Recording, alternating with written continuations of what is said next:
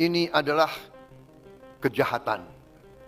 Ini bukan aktivis, bukan pejuang demokrasi, bukan pejuang keadilan. Mereka hatinya jahat. They are evil. Mereka zolim. Mereka ingin membuat kekacauan. Mereka ingin mengadu domba. Mereka ingin menghentikan kebangkitan bangsa Indonesia. Assalamualaikum warahmatullahi wabarakatuh. Balik lagi teman-teman di channel Kajian Online. Presiden Prabowo Subianto akhirnya turun tangan untuk memerintahkan meringkus para komplotan pembenci atau pembuat gaduh. Ya teman-teman, Presiden Prabowo Subianto rupanya sudah cukup sabar untuk menanggapi berbagai intrik, berbagai perbuatan-perbuatan mereka yang memang ingin mengacaukan NKRI. Bagaimana tidak teman-teman, saat Pak Prabowo, Mas Gibran ini sedang bekerja serius, malah dirongrong, malah diganggu dengan berbagai isu-isu fitnah-fitnah yang sebenarnya tidak terlalu membantu untuk kesejahteraan rakyat Indonesia. Jadi sudah sangat wajar kalau misalnya Presiden Prabowo Subianto sendiri memerintahkan langsung kepada para penegak hukum TNI Polri untuk tidak main-main, tidak memberikan ruang bagi para perusuh ini. Perusuhnya seperti apa teman-teman? Salah satunya yang demo anarkis. Selanjutnya ada juga orang-orang yang menyerang pemerintahan lewat hoax, lewat fitnah. Salah satunya ya ini RS, Triroris, Tifa, Rismon, dan juga Roy Suryo. Ketiga tokoh ini adalah orang yang paling terdepan untuk mengganggu roda pemerintahan. Kenapa saya sebut mengganggu?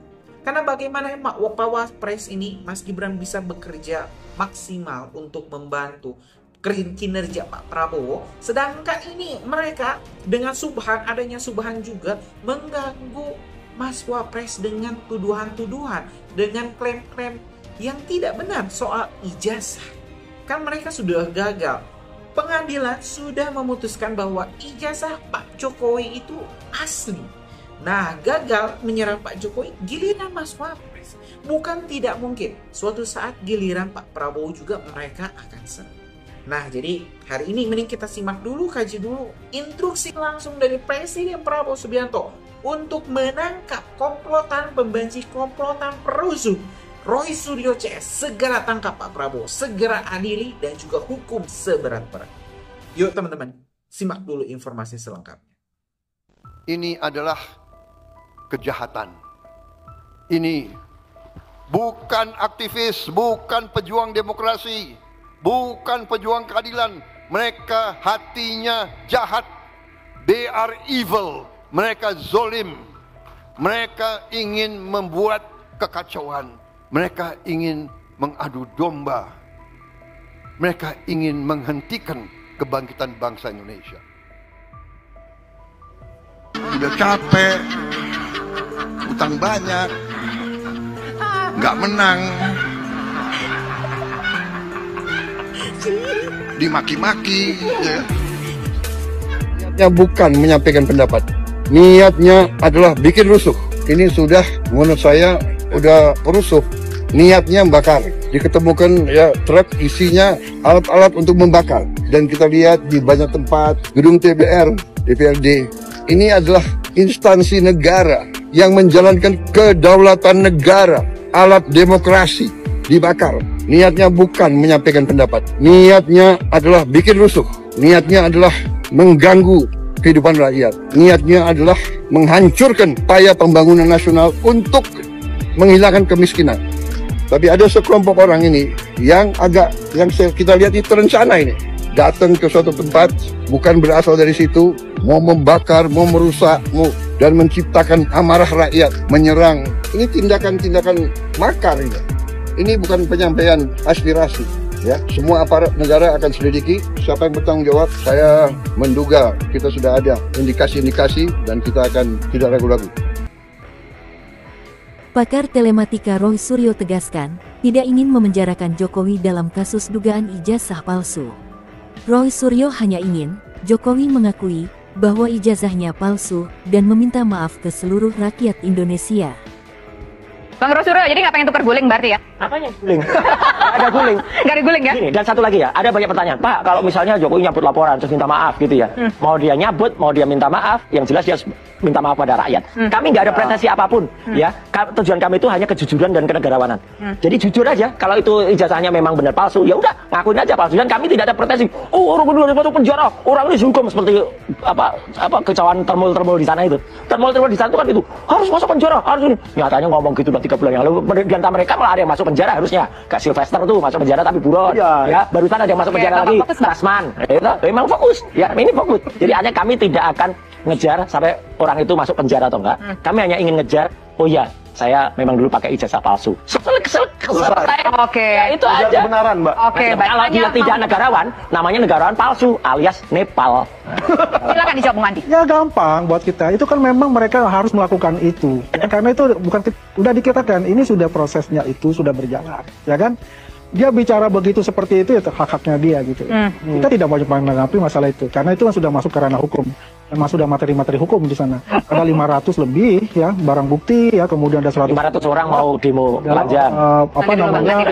Namanya apa saksi ya, saksi pelapor, saksi ahli. Ya. Yang jelas pertanyaan saya juga ini atas nama rakyat.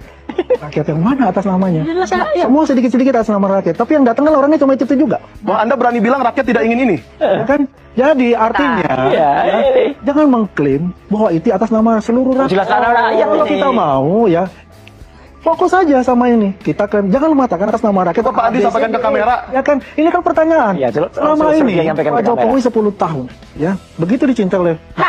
Sampai sekarang pun, ya rumahnya itu datang terus orang. Itu rekayasa. Kita udah tahu siapa rekayasanya. Ada yang dari masjid sana itu Solo dibayarin ini. Itu enggak ke rumah sana. Dikasih kaos, nggak mau. Kasih kaos, kasih amplop. Itu fokus ngomongin soal ijazah, bukan soal siapa yang datang ke rumah si A.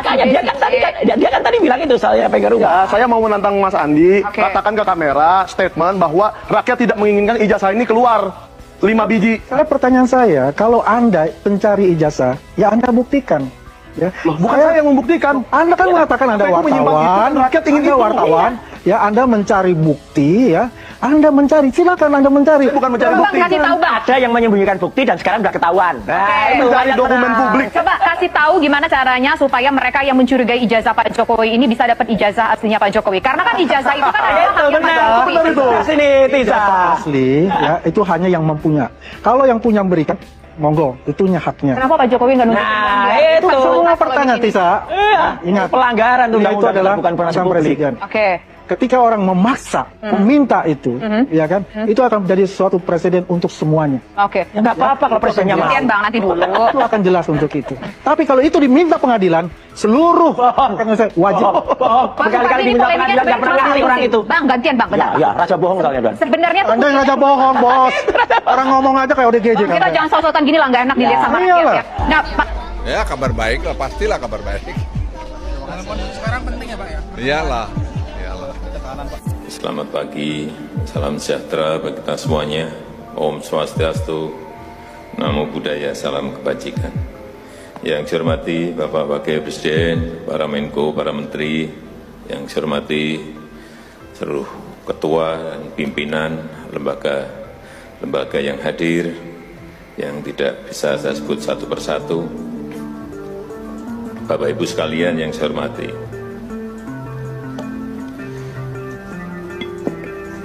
suasana dalam 3 bulan ke belakang ini dan ke depan mestinya yang ada adalah suasana krisis. Kita juga mestinya semuanya yang hadir di sini sebagai pimpinan, sebagai penanggung jawab, kita yang berada di sini ini bertanggung jawab kepada 260 juta penduduk Indonesia. Tolong garis bawahi. Dan perasaan itu tolong sama, kita sama. Ada sense of crisis yang sama. Hati-hati. OECD terakhir sehari 2 hari yang lalu menyampaikan bahwa growth, pertumbuhan ekonomi dunia terkontraksi 6 bisa sampai ke 7,6%. 6 sampai 7,6% minusnya. Bank Dunia menyampaikan bisa minus 5%. Perasaan ini harus sama. Kita harus ngerti ini. Jangan biasa-biasa saja. Jangan linier. Jangan menganggap ini normal. Bahaya sekali kita. Saya melihat masih banyak kita yang menganggap ini normal. Nah, kalau saya lihat Bapak, Ibu, dan saudara-saudara masih ada yang melihat ini sebagai sebuah masih normal, berbahaya sekali. Kerja masih biasa-biasa saja. Ini kerjanya memang harus ekstra luar biasa, extraordinary. Perasaan ini tolong sama. Kita harus sama perasaannya. Kalau ada yang berbeda satu saja sudah berbahaya. Jadi tindakan-tindakan kita, keputusan-keputusan kita, kebijakan-kebijakan kita, saya harus ngomong apa adanya, nggak ada progres yang signifikan, nggak ada.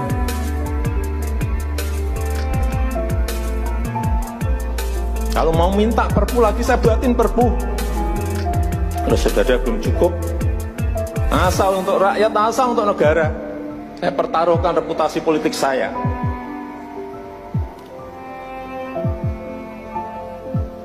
Sekali lagi tolong ini betul-betul dirasakan kita semuanya. Jangan sampai ada hal yang justru mengganggu. Sekali lagi, langkah-langkah extraordinary ini betul-betul harus kita lakukan. Dan saya membuka yang namanya langkah, entah langkah-langkah politik, entah langkah-langkah kepemerintahan akan saya buka. Langkah apapun yang extraordinary akan saya lakukan untuk 267 juta rakyat kita, untuk negara. Bisa aja membubarkan lembaga, bisa aja reshuffle. Udah kepikiran kemana-mana saya. Entah buat perpu yang lebih penting lagi,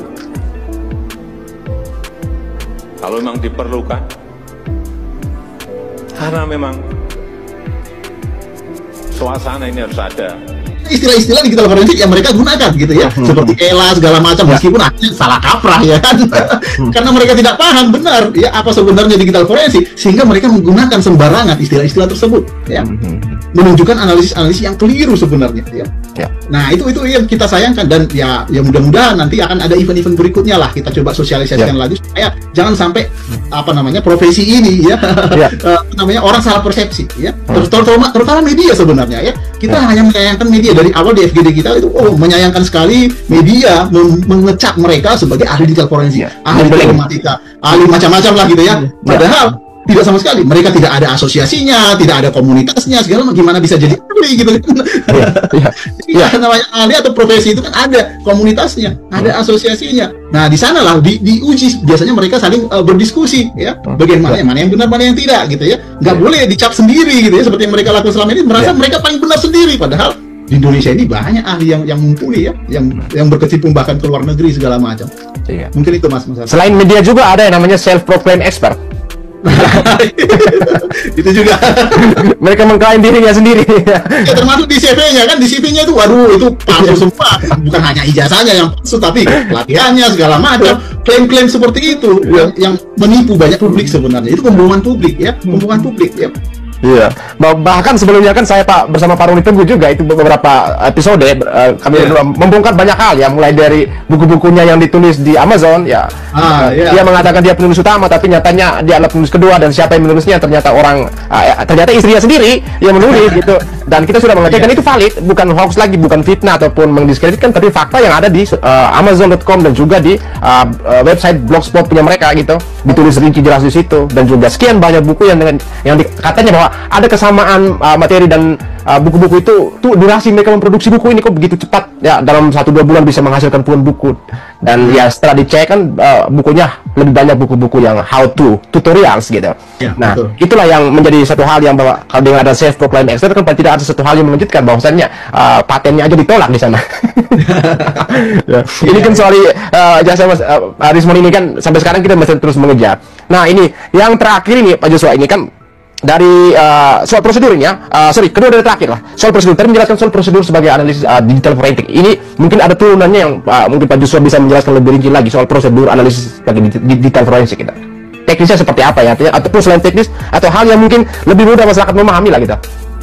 Iya, jadi gini, dalam SOP digital forensik yang pertama ada prinsip yang harus kita lakukan, yaitu bahwa ahli digital forensik hanya bisa memeriksa ya atau menganalisis itu bukti dari sumber aslinya, source originalnya, original source-nya, gitu ya.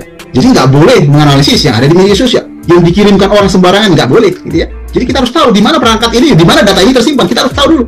Ada namanya COC nanti, chain of custody. Jadi bahwa perjalanan bukti ini harus bisa dibuktikan, harus bisa diverifikasi bahwa ini tidak dilakukan tampering, bahwa ini belum dilakukan manipulasi dan seterusnya. Bagaimana memastikan itu? Bahwa kita harus mencari bukti aslinya dulu. Di mana file itu dibuat, di mana file itu diedit pertama kali dan seterusnya. Ya. Nah ini yang banyak orang nggak paham, seolah-olah semua benda digital, data-data digital itu bisa diforensik. Nggak bisa begitu. Itu nggak forensik namanya. Dianalisis boleh, image processing boleh. Anda bisa analisis apapun digital, tetapi bukan digital forensik itu namanya. Tidak bisa jadi bukti itu namanya. Kira-kira seperti itu. Jadi secara SOP yang pertama itu yang prinsip yang pertama, hanya original source, sumber aslinya. Jadi kalau misalnya, oh itu hasil scan-nya di mana di scan dulunya gitu ya misalnya. Tapi kalau misalnya ini ijazah analog, ya otomatis analognya ketika analognya ada gitu ya. Tapi kalau misalnya analognya udah nggak ada, semuanya memang udah bentuknya digital, dicarilah file digital aslinya di mana. Pertama kali diproduksi di mana? Misalnya seperti email, dokumen yang dibuat pertama kali segala macam. Nah, itu bisa dokumen digital yang diperiksa. Ya, tetapi karena ini analog gitu ya. Sebenarnya kita sebagai forensik digital itu tidak ada hubungannya dengan ijazah analog. Ya, ada namanya dokumen examiner.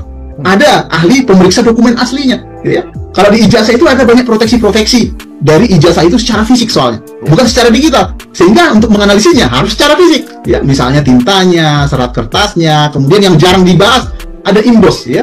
Jadi di ijazah UGM itu ada emboss. Ya. Di sebelah tanda tangan dekan atau rektor ya, di sebelah kiri gitu ya. Itu kelihatan banget kok di scan-nya ijazahnya Jokowi itu kelihatan banget. Di teman-temannya juga kelihatan. Ya cuman nggak terlalu jelas ketika misalnya sudah di-share melalui media sosial ya. Karena bukan aslinya. Emosi itu yang bisa melihat watermarknya ya? Atau gimana? Watermark beda lagi. Watermark itu kan logo yang besar itu. Nah, emboss itu sebenarnya logo juga, tetapi dia timbul ya. Jadi kalau kita raba akan ada yang timbul ke depan bagian itu, atau ada yang masuk ke dalam di dalam kertas itu. Jadi dia menggunakan